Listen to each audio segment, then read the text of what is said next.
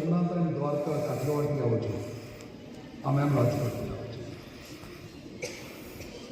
Then we have Lakshmi ma'am.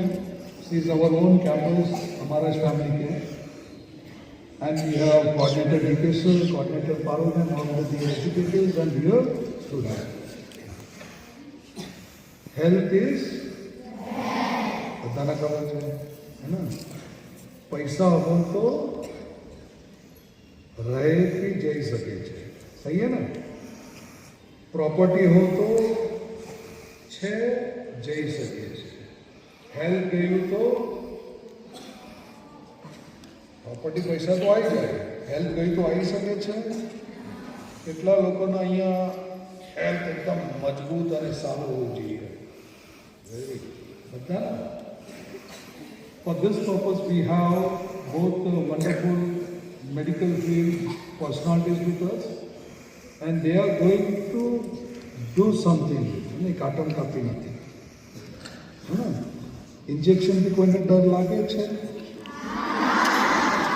હાથ ઓઢવા માટે તો કીધું નથી. ઇન્જેક્શનથી ડર લાગે છે? એ પણ નથી.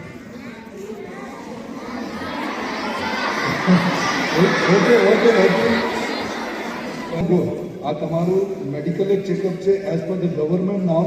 આ મેન્ડેટરી છે, કમ્પલસરી છે. તો વિધાઉટ વેસ્ટિંગ ટાઈમ અમે એક ક્લાસ સૌથી પહેલાં અમે 8થી ચાલુ કરીશું.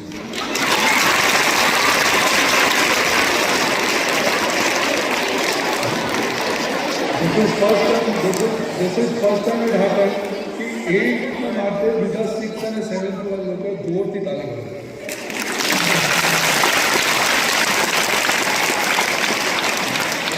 એમના પછી 7 અને then 8. આમની તાળી પણ બધું. Okay. DK sir and Parul ma'am will be coordinating and all the educators one by one, class-wise they'll be going. And we don't have any kind of those timetables which we have regular timetable, we are not following. All the class teachers, they have to be there in their respective classes and 8th standard one by one along with the class teacher. And we'll be giving some duties and responsibilities to some of the educators.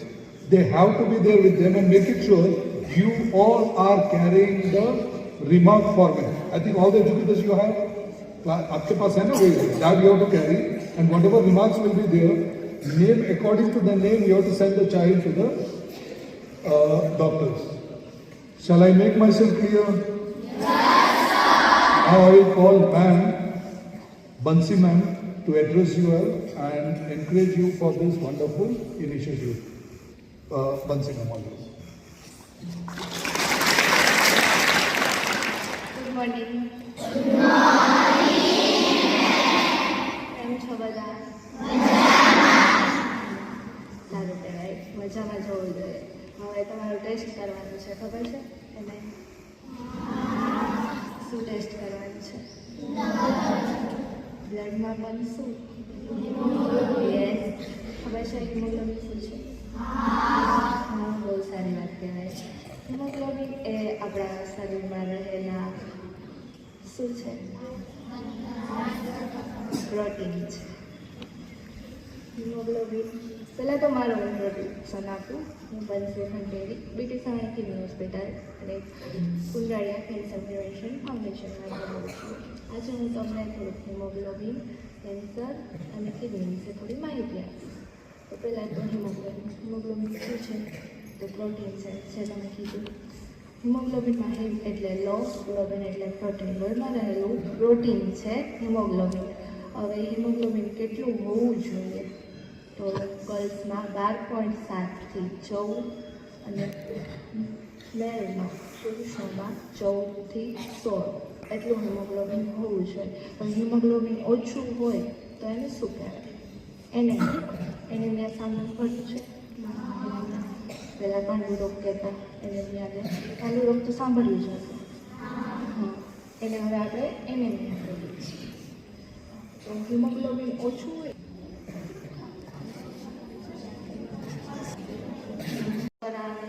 પછી exam ટાઈમે એવું થાય કે આ page પર આ શબ્દ લખેલો છે પણ યાદ નથી આવતો.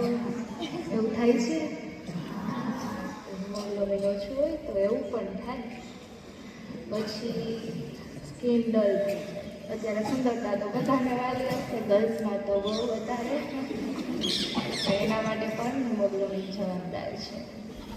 તો જેમનું હિમોગ્લોબિન ઓછું હશે એમને અમે મેડિસિન આપીએ છીએ, જેમાં એક બ્રાઉન છે તે 1 અઠવાડિયા પછી, આજે કયો ડે છે? એટલે 1 વીક એટલે નેક્સ્ટ ફ્રાઈડેથી દરરોજ સવારે ભૂખ્યા પેટે લેવાની છે, રેડ કલર. સમજાઈ ગયું? મેડિસિન કેમ લેવાની છે? જેને ના સમજાય એ અમને પૂછી શકે છે. અને હું એમ કહું કે તમારું હિમોગ્લોબિન ઓછું છે તો મારે એમ ના કહેવું પડે કે મેડિસિન લ્યો. તમે કહેજો કે મારે મેડિસિન જોઈ છે, કહેશો ને કે મારે કહેવું પડશે? બહુ સારી વાત. હવે હિમોગ્લોબિન મેડિસિનથી વધે, બાકી બીજા નેચરલ સોર્સ ખબર છે તેમાંથી વધે? હા, ગોળ, પછી ખજૂર,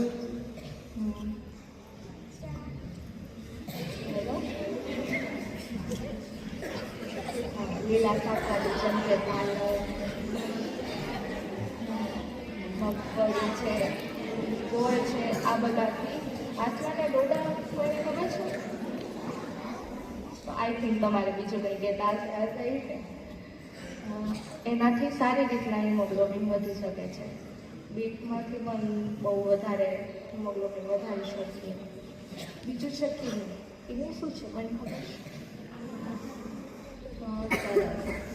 કિડની કેટલી હોય? એક ખરાબ થઈ જાય તો બીજું કામ આવે. કિડની આપણા શરીરમાં એક મહત્વની છે. કિડની કાર્ય શું કરે છે?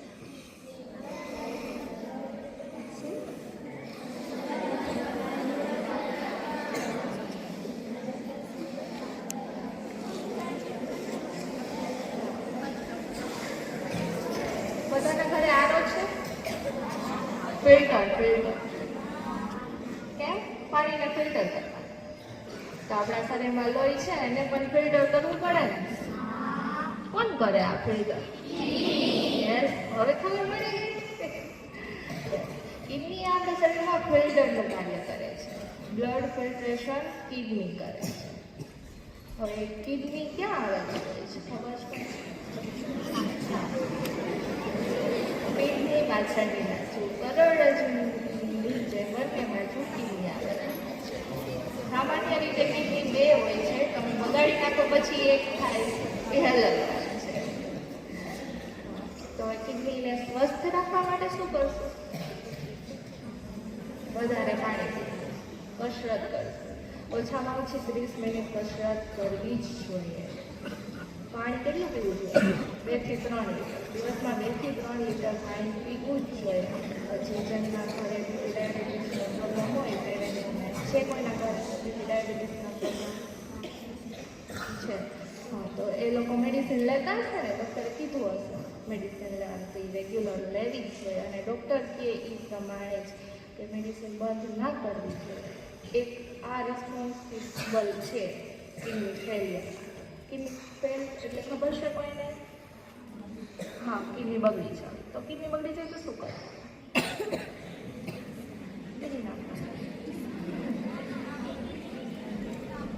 કિડની બગડી જાય તો શું કરે? બીજાની વેરી ગુડ. ડાયાલિસિસ ને કિડની ટ્રાન્સપ્લાન્ટ, આ 2 ઓપ્શન છે. કિડની ફેલ થઈ ગયા પછી પણ કિડની ફેલ જ નથી કરવી ને આપણે તો. અને નિયમિત હેલ્થ ચેકઅપ પણ કરવું જોઈએ. વર્ષે 1 વાર તો હેલ્થ ચેકઅપ કરાવવું જ જોઈએ. બીજું છે કેન્સર. કેન્સર તો હવે બધાએ સાંભળ્યું જ હશે શું છે કેન્સર. આપણું શરીર કોષોનું બનેલું છે, ખબર છે? Very good. હા, તો એમાં કોષ વિભાજન થાય, નવા કોષો બને, જૂના કોષો નાશ પામે. હવે આ કુદરતી પ્રક્રિયામાં જ્યારે અડચણ આવે એટલે કે જૂના નાશ પામતા કોષો નાશ પામવાનું બંધ થઈ જાય એટલે એ એક જગ્યાએ એકઠા થાય છે અને પેશી ગાંઠ બનાવે છે. આ ગાંઠ 2 પ્રકારની, ચરબીની પણ હોઈ શકે, કેન્સરની પણ હોઈ શકે. હવે શરીરના જે ભાગમાં કેન્સરની ગાંઠ થાય તેને તે ભાગનું કેન્સર કહેવાય. હવે સ્ત્રી સ્ત્રીઓમાં સૌથી વધારે જોવા મળતું કેન્સર કયું છે ખબર છે કોઈને? બ્રેસ્ટ કેન્સર છે ને, બ્રેસ્ટ કેન્સર. હિના ખાનને ઓળખો છો? એને હતું ને હિના ખાનના બ્રેસ્ટ કેન્સર હતું, એને ખબર છે? તો બ્રેસ્ટ કેન્સરના લક્ષણો શું છે? તો સ્કિન ખરબચડી થઈ જાય, બ્રેસ્ટમાં બગલમાં ગાંઠ થાય, નિપલમાંથી દુર્ગંધયુક્ત પ્રવાહી થાય. આ બધા બ્રેસ્ટ કેન્સરના લક્ષણો છે. હવે બ્રેસ્ટ કેન્સરની સ્ક્રીનિંગ માટે શું કરવું જોઈએ? તો તમારા જેવી નાની છોકરી માટે એક સેલ્ફ એક્ઝામિનેશન આવે છે. સેલ્ફ એક્ઝામિનેશન કેમ કરવાનું? મિરર સામે આપણે ઊભું રહી જવાનું, બંને હાથ પાછળની સાઈડ રાખવાના, બાદની 3 આંગળી વડે જમણા બ્રેસ્ટને અને જમણા હાથની 3 આંગળી વડે ડાબા બ્રેસ્ટને સર્ક્યુલર મોશનમાં પ્રેસ કરવાથી જાણી શકાય છે કે બ્રેસ્ટમાં કોઈ ગાંઠ છે કે નહીં. જો આવું કોઈ પણ લક્ષણ દેખાય તો તરત ડૉક્ટરને જાણ કરવી, એની સલાહ લેવી. બ્રેસ્ટમાં કાં બગલમાં કોઈ પણ ગાંઠ દેખાય તો પછી વધારે ટાઈમ ના જવા દે, કેમ કે કેન્સર બહુ જલ્દી ફેલાય છે અને ડિટેક્ટ નથી થતું અર્લી સ્ટેજમાં. જ્યારે વધારે સ્ટેજમાં 3rd સ્ટેજ સુધી એને કાંઈ લક્ષણો જ દેખાતા નથી. હવે બીજું છે સર્વાઇકલ કેન્સર, ગર્ભાશયના મુખનો કેન્સર. તમને ખબર છે કોઈને? આ એક કેન્સર છે જેની વેક્સિન અવેલેબલ છે. છતાં પણ આ કેન્સરના લીધે હર 7 મિનિટે 1 મહિલાનું મૃત્યુ થાય છે. કે લોકોમાં જાગૃતિ નથી આ વેક્સિન લેવાની. એના માટે HPVની વેક્સિન આવે, હ્યુમન પેપિલોમા નામનો વાયરસ, જેનાથી આ કેન્સર થાય છે, જેના માટે HPVની વેક્સિન લેવાની હોય છે, જે હર વ્યક્તિ લઈ શકે છે. સ્ત્રી પુરુષ બંનેને લેવાની હોય છે. આ વેક્સિન તમે કોઈ લીધેલી છે? તો આ વેક્સિન લેવી જ જોઈએ HPVની. હવે પુરુષોમાં સૌથી વધારે કેન્સર કયું? ભારતમાં જ સૌથી વધારે કેન્સર જોવા મળે છે. એ કયું કેન્સર કોઈ કહી શકે? મોઢાનું કેન્સર. શેનાથી થાય મોઢાનું કેન્સર? તમાકુ. કોના ઘરે થાય છે? પાનમાં છે કોઈના ઘરે? પપ્પા, અંકલ, દાદા કોઈ થતું હોય? કોઈના ઘરે નથી થતું. બહુ સારી વાત છે તો. જે લોકો પાનમાં ખાતા હોય, જેમના ઘરે ખાતા હોય, એમને વર્ષે 1 વખત વધારે તપાસ કરાવી છે. Thank you. I think you have given a wonderful enriching information to our girls. બધાને ખબર પડી ગઈ ને? આ બધાથી દૂર રહેવા માટે સૌથી સારું શું કવર કરવાનું? સારી દેખાવ. ગ્રીન વેજીટેબલ છોડવાનું. પલ્સીસ આવે છે ને, કઠોળ, એના છોડવાનું. આજે જ્યારે જશો તો મેડિસિનથી દૂર રહેવાનું, ઇન્જેક્શનથી દૂર રહેવાનું, ઓપરેશનથી દૂર રહેવાનું, તો ખાવા શરૂ કરી દો. પણ એના સાથે દાલ ભાત એ પણ 2400 કેલોરીઝ આપણે પર ડે લેવાનું છે. એટલું લઈ લો તો યુ આર હેલ્ધી. નહીં તો તમે હેલ્ધી નથી. બિલો પોવર્ટી લાઈન. તો આ છે બિલો હેલ્થ પોવર્ટી લાઈન છે. તમે બહુ શરીરથી ગરીબ છો. કેટલા ગરીબ છો? બધા અમીર છો ને? Okay, so let us start the initiative. So we have 2 rooms. In fact, 2 hall અમે કરેલું છે. એક તો આપણે અહીંયા જે ફર્સ્ટ હોલ આ છે, અને second hall is one more computer room is there, the second એ છે. જ્યાર સુધી અમે તમને બોલાવશો નહીં ત્યાર સુધી તમે ક્લાસથી બહાર આવવાનું નથી. Shall we make ourselves clear? Yes, sir. All the best. Stay healthy. And ma'am, from our side, welcome to this institution and take some, give something which medically they should never ever require any hospitals. Have a wonderful day. Thank you.